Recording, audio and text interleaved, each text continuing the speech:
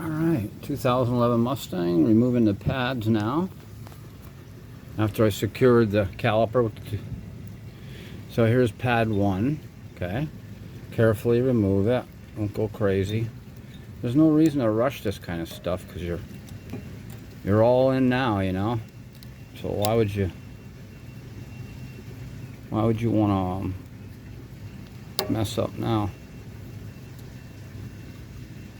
Let's see, this goes in at an angle. There you go, and it comes out at an angle, so that'll go in at the same angle.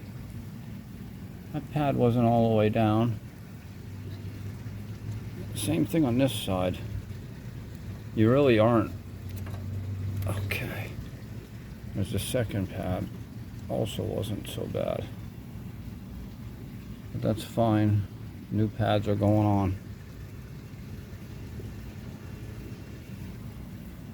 Alright. Grab the new pads.